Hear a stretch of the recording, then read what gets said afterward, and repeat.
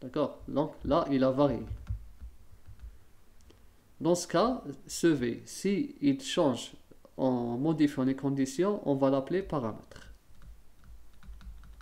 Voilà. En pharmacocinétique, un paramètre est une valeur constante ou variable. Donc, en pharmacocinétique, on peut considérer un paramètre,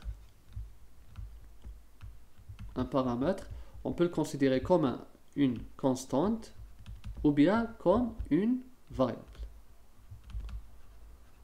Tout dépend des conditions. C'est selon les conditions dans lesquelles on fait l'étude. Tout dépend des conditions.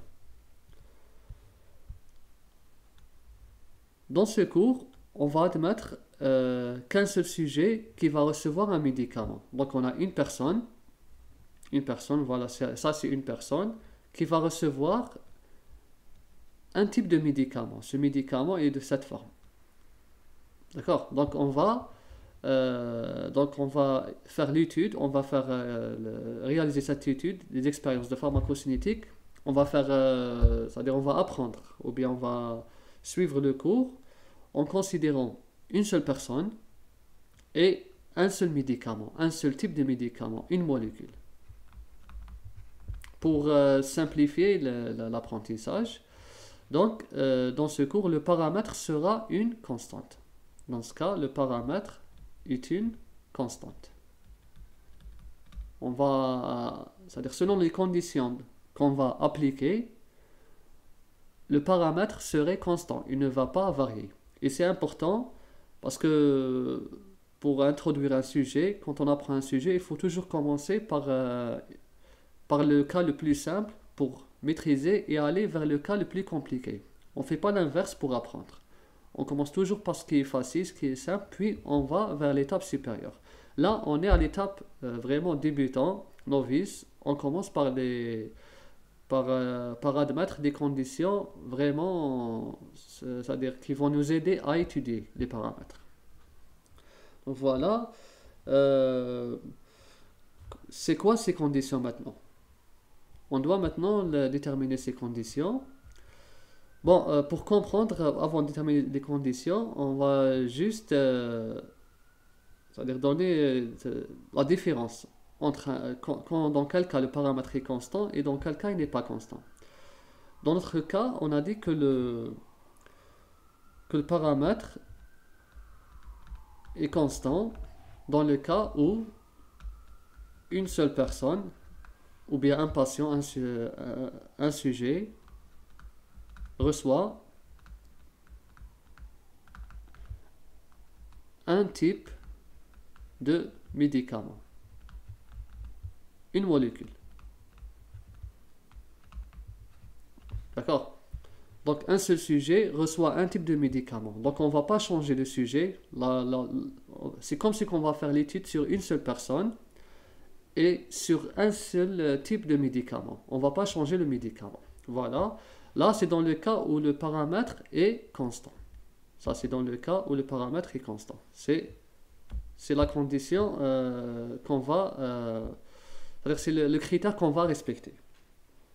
Maintenant, dans quel cas, vous pouvez vous poser la question, dans quel cas le paramètre en pharmacocinétique deviendrait variable?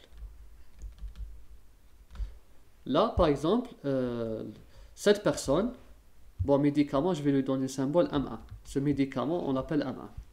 Si cette personne, la même personne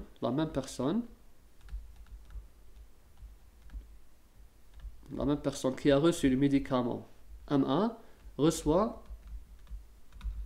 un médicament différent, un médicament différent que je vais appeler M2. Dans ce cas, le paramètre va être variable, il n'est plus constant.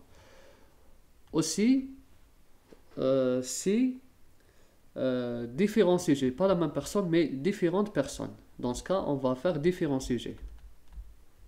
Différents sujets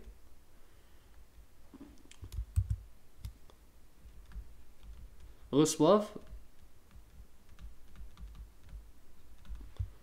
le médicament ou bien M1.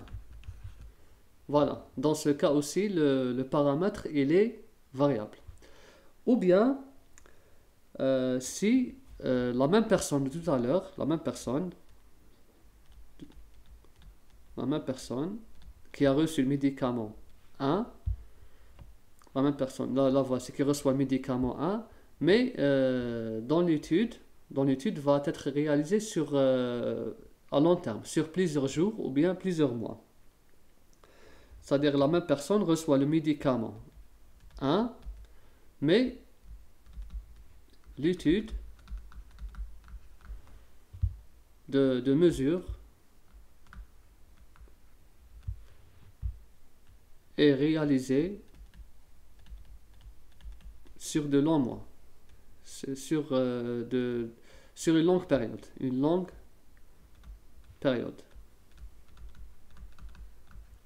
Par exemple, de l'ordre du mois, plusieurs mois. Là, on va voir que le paramètre au départ c'était constant, mais à long terme, au bout de quelques mois, ça va devenir variable. Cela est dû peut-être à l'apparition d'une maladie, peut-être à un autre phénomène qui est le phénomène des interactions médicamenteuses. Donc voilà, en pharmacocinétique, c'est pas toujours le même cas. Tout dépend des conditions dans lesquelles vous travaillez. Donc voilà dans quel cas le paramètre est variable et dans quel cas le paramètre est constant. Nous, on va s'intéresser uniquement à ce cas, où un seul sujet reçoit un seul type de médicament. On ne va pas trop s'éloigner, c'est le cas le plus simple. On poursuit.